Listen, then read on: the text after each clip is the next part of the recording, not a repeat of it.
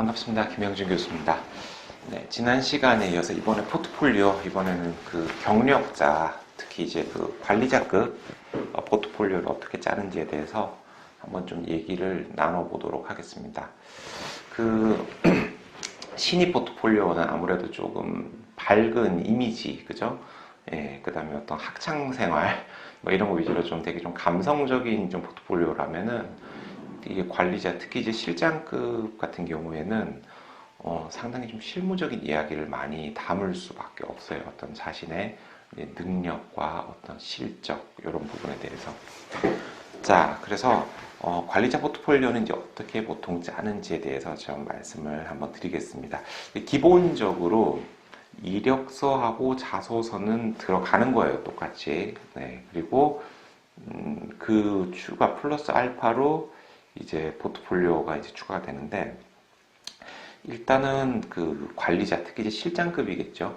실장급 같은 경우에는 특히 뭐 치과에서는 이제 실장급이 뭐 크게 뭐 세 종류 있겠죠. 예를 들어서 뭐 출신이 이제 치과 위생사 출신이 있으실 것이고, 그 다음에 또 조무사 출신의 실장님도 계십니다. 그 다음에 코디네이터나 아니면 뭐 경영지원부라든지, 그러니까 순수 일반인 출신의 어떤 실장님도 계신데, 이제 많은 분들이 이제 그 생각을 하는 게, 이 치과 위생사 출신의 실장님들 뿐만 아니라 비치과 위생사 출신의 실장님들도 굉장히 활약을 많이 하고 있다는 겁니다. 오히려 자기 주특기가 되게 명확하기 때문에 어떤 부분에서는 더 노력이라든지 이런 걸 좀 많이 하신 분들도 계시고, 그 자리에서 이제 생존을 했다는 것 자체가 상당히 이제 대단하죠.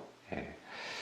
자, 그래서 보통 이제 처음에 그래도 치과 위생사 분들 같은 경우에는 좀 어드밴티지가 있습니다, 아무래도. 그래서 제일 처음에는 보통 이제 면허증을 보통 이렇게 딱 보여주는 게 괜찮은 것 같아요. 그래서 이 면허증을 이렇게 보여주면서 언제 취득을 했고, 그리고 경력이 어느 정도 되는지, 이게 이제 한눈에 들어오죠. 이 면허증 발급 기간을 보면은. 그리고 요분 같은 경우에 제가 예를 들자면은 뭐 지방에 있는 소형 치과입니다. 뭐 체어가 그렇게 많지는 않은 치과인데 굉장히 고액 연봉을 받고 계신 분이세요. 네. 그래서 이제 취업을 할 때 뭐 이런 자료들까지 이제 포트폴리오를 뭐 시키지도 않았는데 제출을 한 케이스입니다. 그래서 처음에는 그 이제 데스크 업무랑 상담 뭐 이런 것까지 이렇게 뭐 하는 것도 있지만, 보통 총괄 관리자라고 하면은 그 외에 인사 관리라든지 병원 살림 뭐 이런 걸 다 총괄하게 되거든요. 그러니까 상담실장이 보통 총괄을 겸직하는 경우가 꽤 있는데, 좀 더 분업화가 되어 있는 곳은 상담실장이 상담만 하는 경우도 꽤 있습니다. 환자 관리하고 실험 관리, 예, 비용 상담, 그리고 이제 병원의 살림을 이제 총괄이 이렇게 좀 보는데, 이분 같은 경우에는 이제 총괄 실장이라고 보는 게 맞겠죠. 그래서 이제 데스크에 있으면서 이제 목차가 될 겁니다, 요게. 그래서 환자 관리를 어떻게 하고 있고, 수입 지출 관리는 자기가 어떻게 하고, 보험 청구는 어떻게 하고 있으며, 이제 재료하고 기공물 관리, 그 다음에 직원 면접하고 교육, 매뉴얼 제작, 이런 식으로 본인이 이제 좀 하고 있다라는 겁니다. 그래서 환자 관리를 어떻게 하냐라고 했을 때, 본인이 어떤 관리자일 때는 아침에 이제 회의를 통해 가지고 뭐 특이사항, 수납 계획 이런 것들, 뭐 이런 것들을 해피콜 환자 이런 것들을 이제 미팅을 진행한다. 예, 그래서 실제로 미팅 때 쓰는 어떤 종이 출력해가지고 이런 식으로 한다라는 걸 보여주는 거죠. 그리고 아침 회의 때 어떤 걸 하는지, 뭐 주로 뭐 예약표 작성하고, 아침 회의 때는 뭐 사소한 뭐 하루 그 환자의 특징 같은 것들을 이제 공유하는 시간이 되겠죠. 그 다음에 이제 환자 관리에 있어서는 차트를 보면 너무 디테일하기 때문에 간단하게 원장님이나 직원들이 보기 편하게 요약 정리를 해놓는 거예요, 한 줄에. 그래서 CC가 뭐고, 어떤 특징이 있고, 특이사항이 어떤 거고, 뭐 빵을 사오셨다 어떻다 이런 것들. 그럼 사실 그런 걸 보고 원장님이 아유, 지난번에 사주신 간식 너무 잘 먹었습니다 라고 이렇게 환자분한테 한마디만 해주셔도 환자분들이 느끼는 어떤 만족도는 굉장히 커질 수 있다라는 거죠. 그래서 이제 그런 것들, 환자 관리에 대한 거. 그 다음에 이분 같은 경우에는 이제 환자 상담을 이제 겸직을 하다 보니까 상담 노트의 작성에 대한 부분도 있습니다. 그래서 이 환자 노트라는 건 제가 상담 교육할 때도 좀 강조를 하는데 차트에 쓰여지지 않은 되게 쓰기는 애매한 어떤 정보들을 꽤 많이 쓸 수가 있어요. 어떤 지역에 사시고 어떤 일을 하시고 뭐 이런 뭐 가족 관계는 어떻게 돼 있고 성향이 어떻고 누구 소개로 왔고 뭐 아까 얘기했던 간식을 뭐 어떤 걸 사오셨고 이런 내용들인데 실제로 저는 환자분들이 어떤 업종에 종사하시는지를 거의 꼭 확인하는 편이에요. 왜냐면 이제 식사라든지 회식 같은 걸 갈 때 저는 기본적으로 환자분 가게로 저는 갑니다. 네. 뭐 며칠 전에도 저기 고깃집도 가고 횟집도 가고 예. 그 실제로 여기서 한 15km 정도 되는 꽤 먼 거리를 운전해서 갔어요. 가서 횟집 하시는 분이셨는데 거기에 사실 치과에서 뵀을 때는 횟집 하세요라고 명함 하나 주세요라고 해서 받았는데 대부분 사람들이 느끼기에는 그냥 인사치레라고 보잖아요. 근데 저는 진짜 갔어요. 우리 직원 한 명 잡아와서 데리고 갔는데 어차피 거기 가서 제가 좀 줄도움을 이렇게 먹었는데 굉장히 좀 추가 어떤 찬도 잘 나오고 횟집 가면 또 술을 또 마셔줘야 되잖아요 이게. 그래서 이제 대리 기사까지 이제 불러가지고 이제 뭐 돈을 쓰고 온 건데 거기서 그 사장님이 그 얘기를 하시더라고요. 진짜 오실 줄 몰랐대요. 네. 그래서 원래 기대하지 않았는데 뭔가 이렇게 약속을 지킨다는 거 되게 중요한 거잖아요. 그래서 저는 또 맛도 있었고 그래가지고 그래도 먼 거리기 때문에 오히려 또 감동을 하신 것 같아요. 그래서 그런 어떤 사소한 상담 노트가 저는 되게 중요하다고 봅니다. 환자가 꼭 치료 외적인 부분에서도 관계성이 되게 중요하거든요. 지금 이제 저희 치과 같은 경우에는 지금 코로나 사태를 맞아서 사실은 매출이나 그 수술 건수가 줄어야 되는데 지금 저희는 계속 상승을 하고 있어요. 다행스럽게도 그나마. 근데 이걸 도와주시는 분들이 바로 이렇게 관리를 통해서 환자분들이나 지인분들을 계속 이렇게 소개를 해주시면서 좀 늘고 있다는 겁니다. 그래서 이거는 그 상담실장이라면 당연히 이제 써야 되는 거고, 그 다음에 이제 해피콜로트. 제가 이렇게 데스크 직원을 시키든 직접 하든 그 뒤로 수술이 끝나고 어떤 연락을 했고 중간에 어떻게 터치를 했는지 기록을 남겨놔야 됩니다. 이거 꼭 옛날에는 아날로그식으로 이렇게 노트를 썼었는데 지금은 엑셀로 이렇게 만들어 가지고 공유하는 것도 좋은 방법이겠죠. 네. 그리고 그 다음에 이제 본인의 또 업적 중에 하나네요.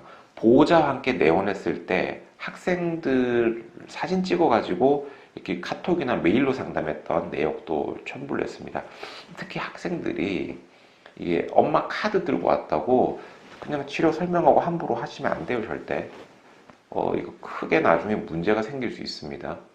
그러니까 충분히 부모님하고 통화든 카톡이든 증거 사진 같은 걸 주고받으면서 인내심을 가지고 상담을 하셔야 돼요. 엄마는 뭐 간단하게 뭐 레진으로 때울 줄 아는데 갑자기 뭐 인내일을 해야 된다. 동의가 돼야지. 어떤 치과 가면은 꼭 환자 동의도 안 하고 그냥 막 치료 시작하시는 분들이 있어요. 뭐 어떤 욕을 먹어도 할 말이 없습니다. 그런 치과들은 보면은 모든 치료는 환자의 동의 이후에 이루어져야 되는 거고 그 동의를 얻기 위해서 상세한 설명과 타협, 비용, 뭐 가능성까지 다 합의가 끝나고 진행돼야 되는 겁니다. 네. 그러니까 그 의료진들이 환자 동의 없이 그냥 막 치료 들어가는 건 굉장히 어찌 보면 교만이죠, 교만. 네. 우리가 오르니까 너는 그냥 조용히 하고 치료받고 돈이는 알아서 내.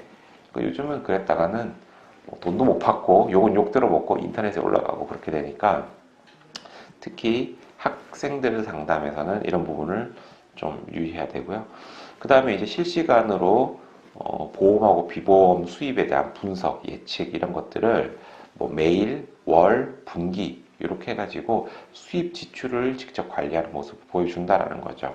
네, 그래서 일별로 이렇게 수입 관리 어떻게 해가지고 가고 그 다음에 이제 영수증 하나하나 꼼꼼하게 챙겨가지고 정리하는 모습 같은 것들. 그러니까 영수증 같은 경우에는 치과에서는 사용한 경비가 이제 세금에서 경비로 털 수 있기 때문에 되게 큽니다, 그게. 그래서 영수증 하나를 놓치게 되면은 거기에 대한 손실, 간접 손실이 굉장히 큰 거겠죠. 예, 그렇기 때문에 영수증 관리를 좀 어떻게 하는지, 예, 그 다음에 지출 통계, 예, 이런 것들도 보여주는 것이고, 그 다음에 이분 같은 경우에는 보험 청구 쪽에서 이제 굉장히 좀 뭐 강세가 있는 분이기도 하지만, 뭐 어쨌든 뭐 세금이라든지 뭐 수입 같은 거 이런 것들도 뭐 임대료 이런 것까지도 뭐 세세하게 굉장히 좀 관리를 잘 하셨어요. 네. 그리고 이제 재료 같은 경우에도 뭐 주문 전에 평균 3곳 정도 조사해가지고 뭐 토탈 금액이 좀 작은 곳으로 주문을 해가지고 재료 주문은 한 달 소모량을 예상해서 정해진 날에 주문을 하고 가격 변동이 있으므로 매달 주문 시마다 꼼꼼하게 한다는 거죠. 그러니까 아낄 때 아껴야지 우리 직원들 어때요? 회식이라도 소고기라도 먹이려면 이런 데서 아껴야 돼요, 사실은. 네. 그래서 그 소고기도 보면은 종류가 많잖아요. 회식을 갔을 때 정말 무한 리필 소고기집을 가느냐, 아니면 정말 고급 그 부위들이 있죠. 제가 어제 소고기를 먹었어요. 저기 환자분이 상담 끝나고 이렇게 임플란트 4개 결정 짓고 어차피 수술 날짜는 이제 한뭐 2주 뒤 이렇게 좀 잡아놨는데 그 하기 전에 실컷 먹어야 되겠다고 고기를 사주시겠다고 그래가지고 가가지고 먹었는데 살치살이라고 저는 정말 소고기가 그렇게 입에서 녹는 줄 오랜만에 또 체험을 했네요. 네. 아무튼 우리 직원들한테도 저는 그런 고기를 먹이고 싶단 말이에요. 그러면은 돈을 아껴야 되겠죠. 아낀 데서 뭔가 다른 쪽에서 더 먹이고 좋은 거 해줄 수 있기 때문에 그런 어떤 재료 절감을 위해서 이렇게 3곳 정도 조사해가지고 매번 아끼고 있다라는 걸 또 어필하는 겁니다. 자, 그 다음에 기곡물, 네, 항목별 통계라고 해가지고 골드 사용이라든지 원가 평균, 전달 대비 기곡물 이런 것들에 대한 분석도 매월 한 번씩 원장님한테 보고서를 써서 낸다라는 거죠. 그러니까 골드 타입별로 사용량, 소모량 뭐 이런 것들. 그 다음에 간혹 기공소의 사용량과 원내 기곡물 측정량에 오차가 발생하는데 그것도 체크 자료로 쓴다는 겁니다. 이게 뭐든지 병원에서 꼼꼼하게 관리를 하게 되면요, 상대도 실수를 안 해요. 근데 우리가 방치를 하게 되면 상대도 어떻습니까? 기공소에서도 뭐 대충 관리를 하다 보면은 누락되는 것도 있고 우리가 놓치는 것도 있고 그렇죠? 그다음에 뭐 리메이크율이 어떻게 나오는지 이런 것들도 사실 파악돼야 되는 겁니다. 이 리메이크라고 하는 게 정말 좋은 진료를 위해서 이렇게 꼼꼼하게 하시는 분들도 계시지만 이게 습관적 리메이크가 되면요, 병원의 입장에서는 신뢰도가 굉장히 떨어지게 돼 있어요. 왜냐하면 환자가 뭐 한 번 정도는 그럴 수 있어요. 근데 2번, 3번, 4번 이렇게 올 때마다 안 받게 되면은 그때마다 병원 신뢰도는 뚝뚝뚝뚝 떨어지기 때문에 어쨌든 빨리 원인을 찾아야 됩니다. 이게 내부에서 인프를 잘못 듣는지 기공소의 문제인지, 그래서 뭐 그런 부분에 대한 어떤 통계, 네, 분석도 있고 제가 말씀 아까 드린 그 보험 청구에 굉장한 강점이 있는 분이에요, 이분이. 그래서 지금도 뭐 대학교에서 보험 청구 쪽도 강의도 하시고, 그 다음에 뭐 일반 민간, 뭐 기업 강의할 때도 항상 이렇게 청구 쪽으로 이렇게 좀 강의를 많이 하시는데, 실제로 이제 뭐 삭감 내역이라든지 흐름이라든지 이런 걸 봐가지고 이제 조정을 하고 이제 재심사조정 청구 같은 걸 하는 거죠. 그래서 실제로 받을 수 있는 걸 이렇게 얘기해가지고 받는 케이스를 첨부해서 최대한 더 누수를 좀 막겠다. 내가 이쪽 보험 쪽은 전문가다라는 걸 이렇게 좀 어필을 하는 거죠. 저는 이제 사실 개인적인, 이건 진짜 개인적인 거예요. 저는 제 심사 청구를 사실 굉장히 좀 좋아하지는 않습니다. 왜냐하면 이유가 아무래도 이게 공기업이잖아요. 예, 국가 기업이다 보니까 공단 같은 경우에 사실은 실장님이 바뀌었을 때 처음에 삭감이라든지 이런 것들이 좀 꽤 돼요. 왜냐하면 어떤 패턴이라는 게 있잖아요. 패턴. 근데 갑자기 그 패턴이 싹 바뀌면은 뭔가 좀 과잉 청구가 되는 것 같고, 그게 이제 컴퓨터가 인지를 한다는 거죠. 이게 참 신기한 게, 우리가 유튜브 같은 경우에도 내가 특정 테마로 이렇게 검색을 하다 보면은 추천 영상이 나한테 맞는 걸로 이렇게 알고리즘이 있어가지고 맞춰서 띄워주잖아요. 근데 요즘은 그런 알고리즘이 있다라는 거죠. 그래서 청구의 패턴이 갑자기 이렇게 좀 바뀌어버리게 되면은, 거기에 대해서 뭐 갑자기 어찌 보면은 뭐 경고하듯이 오는 경우 있어요. 그래서 물론 뭐 잘 이거를 첨부해가지고 재심사에서 뭐 받을 수도 있는데, 뭐 이쪽도 사람이다 보니까 어쨌든 그게 이겨먹는 게 썩 좋은 것 같지는 않은 것 같아. 그 국영기업을. 그래서 어느 정도 좀 적당하게 좀 저는 타협을 하는 편인데, 뭐 여기 실장님 같은 경우에는 뭐 딱 부러지게 그냥 그런 걸 좀 탁탁 챙기는, 네, 그런 스타일인 것 같아요. 아무래도 저는 이제 보험 쪽보다는 좀 비보험 쪽에 조금 더 치중하고 집중하다 보니까 이제 좀 스타일이 좀 다르겠죠. 이런 부분에서. 예, 그리고 이제 중요한 게 이제 직원 교육 및 관리를 이제 어떻게 하느냐, 이제 본인이 어떻게 하느냐는 걸 보여주는 거죠. 이런 걸 할 때도 상대적으로 이제 여러분들이 앞으로 장기적으로 그 사실 뭐 돈은 안 되더라도 학교 같은 데서 강의하시는 것도 굉장히 좀 도움이 됩니다. 왜냐면 아무래도 환자분 상담할 때도 뭐 어디 어디 치의생과 뭐 경영기술 누구라고 이런 명함을 가지고 상담을 하게 되면 상담 동의시키는데도 굉장히 좀 편리해요. 그 제 다른 과목인 그 설득의 심리학에 나오는 그 권위 법칙이라는 게 있잖아요. 예.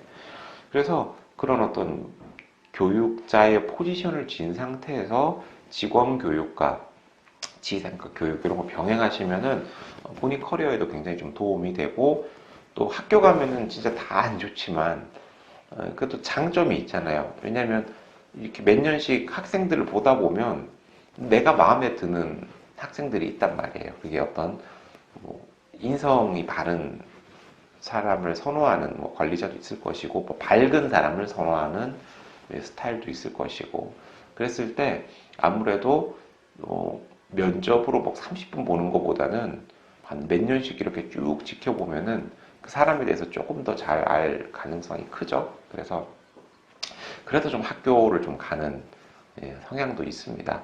그래서 혹시 이제 우리 졸업반 친구들도 나중에 이제 취업 같은 거 앞뒀을 때 취업 상담도 해도 돼요. 본인이 원하는 치과나 스타일이 어떤지 하면 제가 또 아는 정보도 또 줄 거고, 그 다음에 교수님 치과에 오고 싶어요 그러면은 일단 적극적으로 수용을 좀 하는 방향이에요 지금. 그래서 이제 그런 부분이 이제 겸임 교수님들의 어떤 뭐 장점이기도 해요. 그래서 이제 그런 부분을 이제 포트폴리오에도 어필할 수 있죠. 아무래도 원장님들도 그래도 치의생과 겸임 교수직을 달고 있는 관리자라면 그래도 조금 이 대우라든지 뭔가 좀 바라보는 시선이 조금은 다르신 것 같아요. 아무래도 조금 더 우대를 해주신다는 거죠. 그래서 저는 이게 너무 웃긴 게 이제 이분이 이제 면접을 보고 나서 이제 보고서까지 이제 써준 거죠. 그래서 지금 이름은 지웠지만 이제 뭐 급여나 뭐 면허증이 어떻고 뭐 연차는 어떻고 거주지 뭐 운전은 가능한지 지원 동기 뭐 이전 근무지 뭐 기타 해가지고 뭐 여러 가지 보고서를 쓰고 요걸 가지고 이제 원장님하고 토의를 하겠죠. 예. 그래서 이제 누구를 뽑았으면 좋겠다라고 결정을 해가지고 이제 가는.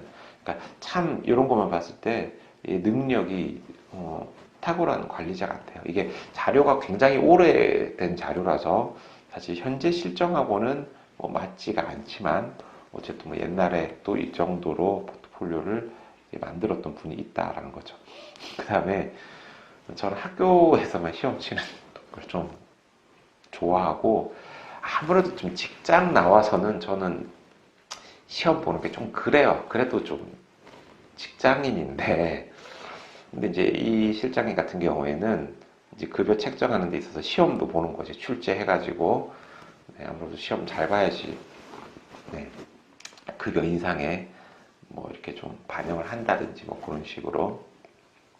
그리고 이제 정말 중요한 게 바로 이 매뉴얼 작성입니다.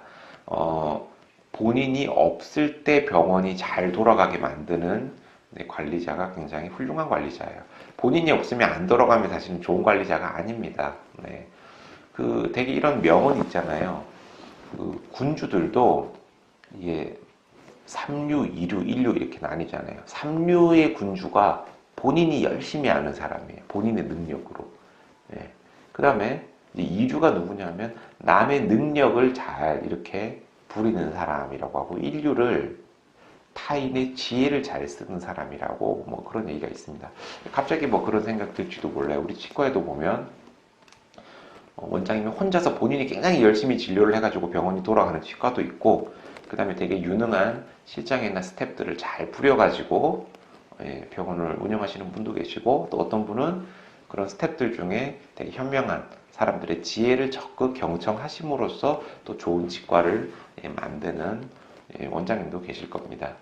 네, 그런 걸 봤을 때 이 매뉴얼이라는 걸 만든다라는 거는 내가 최소한 3류가 되지 않기 위해서 내가 없으면 병원이 안 돌아가면 내가 얼마나 피곤해요. 마음 놓고 쉬지도 못하고 여행도 못 가요. 아프지도 못해 마음 놓고.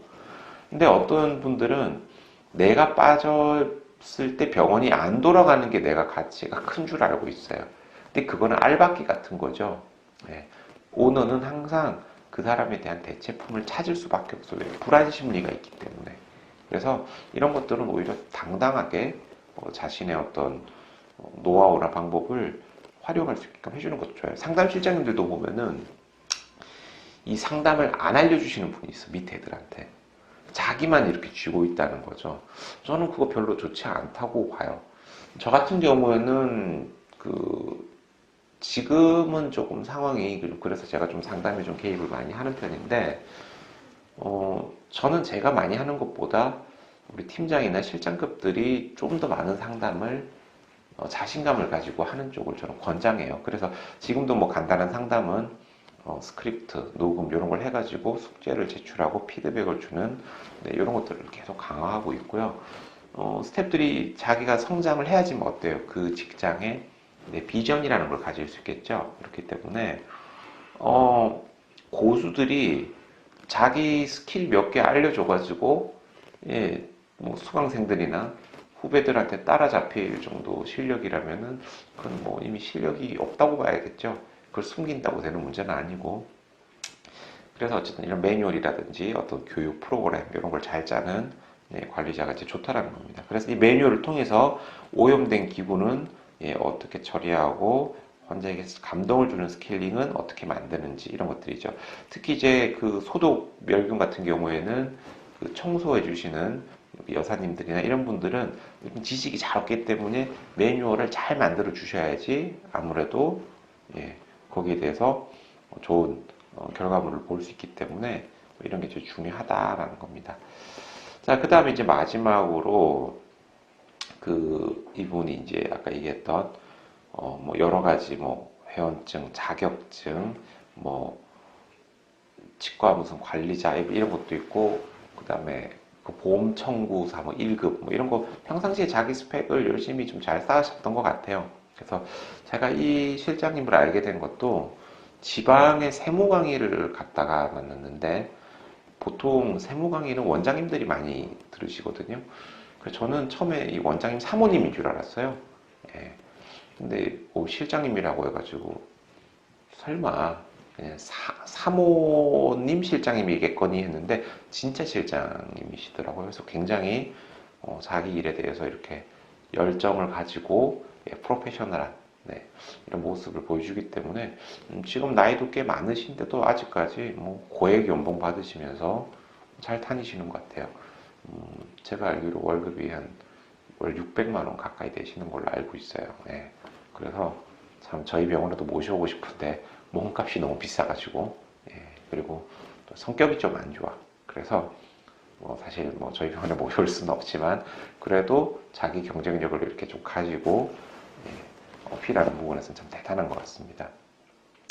자, 그리고 결국은 우리가 이제 연봉 협상을 할 때도 어떻습니까? 해가 지나고 나면은 둘 중에 하나예요. 이직을 하거나 아니면 원장님이 제시하시는 연봉을 받아들이거나 아니면은 뭐죠? 그 원장님을 설득해내야 된다라는 겁니다. 그래서 설득을 하는 데 있어서도 뭔가 좀 근거가 있어야 되겠죠. 그게 바로 이 포트폴리오. 아, 그동안에 이런 업무들, 업적들을 이뤘구나 라고 한번 리마인드를 시켜줄 수 있다는 거죠. 네. 그래서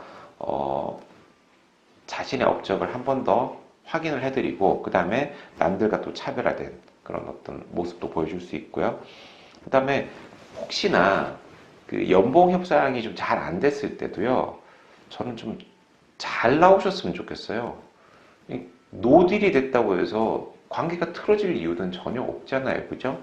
왜냐면 업계에서 좋은 평판을 남겨야 되는데 가끔 어떤 분들은 원장님한테 자신이 원하는 연봉을 제시했는데 그걸 못 준다고 해가지고 삐쳐가지고 막 이렇게 욕을 하면서 막 하는 경우 있어요. 그럴 이유가 없어요. 왜냐면 손님이 물건을 사려고 하는데 비용이 안 맞을 수 있잖아요. 내가 설득을 못 할 수도 있는 거고 그걸 구매를 안 한다고 해가지고 내가 욕을 할 이유는 없잖아요. 결국은 그렇게 안 좋게 얘기하고 다니면 결국 부메랑에 대해서 본인한테 돌아오게 돼 있어요. 그게. 그러니까 혹시나 안 되더라도 좋은 관계를 가지고 가끔씩 놀러 올 수 있는 이런 뭐 관계가 되는 게 저는 훨씬 좋다라고 생각하고요.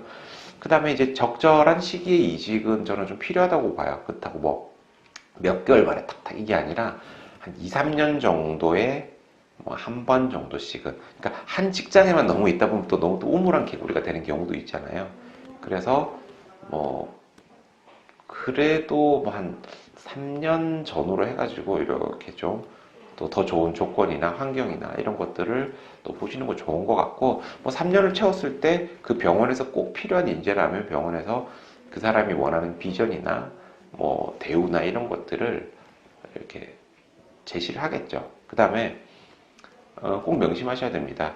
연봉 이상의 수익을 오너한테 내가 남겨주겠다라는 어떤 각오가 있어야 돼요. 세상에 뭐 꿀 빨고 좋은 직장 네, 그거 길게 가지 못합니다. 결국은 시간 지나면은 그런 사람들은 다 도태되고 네, 결국은 잘리게 돼요. 그러니까 편하게 일을 하려고 하지 마시고 어쨌든 오너한테 좀 이득을 좀 주면서 자기를 계속 네, 성장시켜 나가는 네, 그런 예, 마음가짐이 예, 필요하다고 봅니다. 제가 상담은 세일즈라고 했죠. 마찬가지로 연봉 협상도 역시 예, 세일즈입니다. 세일즈 마인드를 가지시고 나라는 상품을 잘 어필할 수 있는 예, 포트폴리오 요거 제작하는데 예, 좀 도움이 되셨으면 좋겠고요. 네, 오늘 강의는 네, 이걸로 마치도록 하겠습니다. 네, 고맙습니다.